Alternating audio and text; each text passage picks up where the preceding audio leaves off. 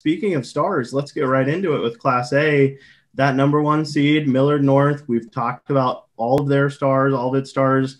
Hunter Salas, St. Thomas, Jaden Johnson. I'm blanking on the fourth because they have so many. They'll open that. Jason Green. Yep, thank you. That's what I was forgetting. They'll open that first round with a nice rivalry game, Millard South, the 8-seeded Patriots. Well, Patriots pulled off 2 upsets in districts to get to state the first time in a few years. They played Millard North tough during the season. It was 62-51. This was not a blowout game. And Millard North better not approach it the ho-hum, we're going to chalk this up as a win, because Millard South is going to try and slow the ball down, be very meticulous. Now, that said, Gretna tried to do the same thing. Gretna's the Moiba standard for playing deliberate basketball. Millard North solved that one. They should be able to solve this one. It may not get to the Millard North scoring average of 81, but it'd be hard to see an upset here. Yeah, and I think we were robbed a little bit, just to circle back to districts, of a Millard North Grand Island final. Not that Grand Island would have played them maybe much closer than Gretna, but it would have been fun to see that Hunter Salas, Isaac Trout matchup. But let's keep moving forward with Class A. That 4-5 seed, they'll play the winner of the 1-8. The 4, Lincoln Pius X, 18-3. The 5, Millard West, 17-5. That's a good 4-5 game. That's probably the best matchup of the day, maybe along with Papio South that we'll get to. But, Pius kind of in a shooting slump. Lost home Lincoln East this year. Lincoln East beat Pius 2 out of 3 games, including 56-51 overtime final. What mindset does Pius have coming in? Millard West, one of the prize stories of the year. And honestly, they had one of their projected starters out with a season-long injury. Bill Morrison, the coach, thought that they could, have gotten a couple more wins even, had they had him. So 17-5, Millard West is going to be scrappy. James Conway, all Nebraska football player, really battles inside. Evan Meyersick, probably their top scorer. Ryan Larson, you got to watch the 3-ball with him. Still think Pius is going to win this one and get a chance at Millard North. I think that's the best possible semifinal matchup there. And then on the other side of the bracket, the 2 seed Bellevue West, who any other season is the 1 seed, 22-2, the Thunderbirds. They'll face number 7, Lincoln East, Spartans, 10-12. Well, these teams have played. Bellevue West won by 30 the first time. I think East is playing better right now. As Carter Glenn goes at point guard, averaging 20 a game. So does East. I just don't think East has enough to stay with Bellevue West. Again, I never worry about Bellevue West with focus with Chucky Hepburn at the point. He's just such a competitor, and Frankie Fiddler's developed into, one of the top players in the state, UNO bound. They're going to get a guy who can score in so many ways. I think West wins this one by at least 10-15. And West has a few solid contributors as well. We talked about all the star power for the Mustangs. Greg Brown is a nice role player for them, as well as, I'm doing it again. William Kyle has stepped into the lineup as a junior, and, Josiah Dosler, yep. When he's on, they're really hard to beat. And, Millard North remembers what Josiah Dosler looks like on from the state final last year in the fourth quarter. So, I think as they go deeper in the tourney, Josiah has to have his shooting eye going for Bellevue West to go all the way. And that last first-round matchup in Class A is one that you mentioned earlier, and one that we should keep an eye out for to upset that seemingly impending Millard North Bellevue West battle in the finals. Number 3 Creighton Prep 22-2, number 6 seed Papio South Titans 15-9.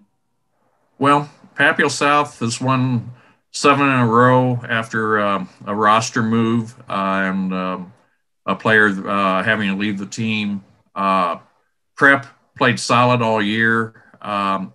Again, they need to stay focused. They've had some issues putting teams away. Midwest, it was a 42-40 game back in December. Papillion High, I think, was 51-50 in overtime. Prep's got to be focused. Papio South has nothing to lose. They knocked off Central at Central after being there in that gym 2 other times to having 2 disappointing losses. And that knocked Central out of the tourney, knocked OPS out of the tourney for the first time in 25 years. So Papio South, I think, is playing with a renewed spirit, obviously, as that winning streak shows. I still like Prep to get past the first round and to a third meeting with Bellevue West if they so desire.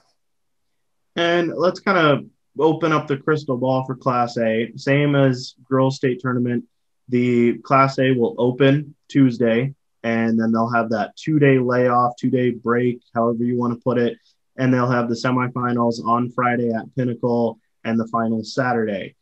A lot of people want to pencil Millard North and Bellevue West straight into Saturday, move them 5 days ahead. Creighton Prep, Pius, any other team, who do you think has the best chance of knocking one of those guys off? Oh, it's got to be Creighton Prep.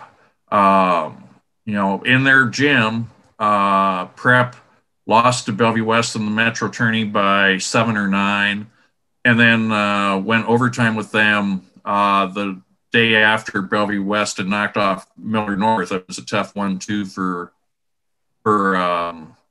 Bellevue West, but Prep takes them to overtime. Felt they could have won it. Josh Lukey isn't penciling in a Millard North Bellevue West game. I'll tell you that. That's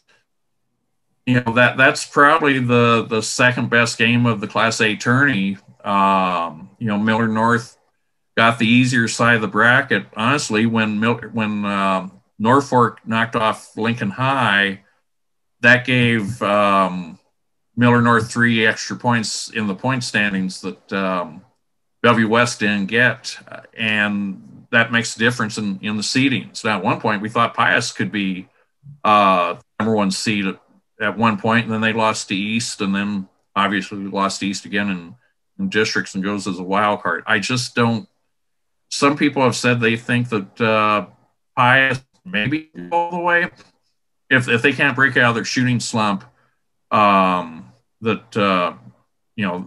you have to go overtime with East in your own gym, that's tough. I find it hard to believe it's not going to be a Millard North versus Bellevue West final. Yeah, usually those pencils are correct, and let's assume that they are. Let's assume that it's Millard North, Bellevue West, round 2 rematch from last year, round 3 of this year. Who's taking home the state title? Who's cutting down the net? I think it's Chucky and Frank and Josiah. As I wrote right now, Bellevue West, better moxie, better defense, and they've got Chucky.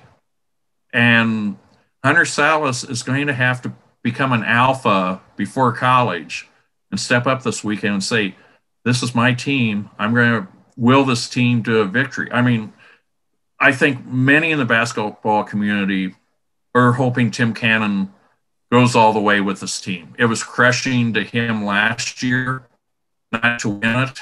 It was crushing for a lot of people that they did not hold on in the fourth quarter after leading by 14 with 4 left. There's a lot pulling for Tim. There's a lot who appreciate Millard North's talent, but it's hard to go against a defending champion that I think is better than last year across the board, certainly a year older. And, with Fiddler's growth, and if Josiah Dosler shoots it well and Greg and William handle their roles, I hope it's a great final again. And, it could come down to one or two possessions late in the game, but it's hard not to pick Bellevue West to repeat. Yeah, I hope we get a nice primetime game on Saturday, Bellevue West, Miller North, and that's no disrespect, as we've noted, to the other Creighton teams. Prep. Yeah, to Creighton Prep, to Pius, to the whole field. I mean, Miller West could go, and I don't think it would surprise anyone. I think it would surprise. Again, I think there's three teams that can go the distance. I think there's chances for upsets early, but I don't think you can see the state champion being anyone but Bellevue West, Prep, and Miller North. And I've been wrong before. Could be wrong again this week, but that's what the chalk says.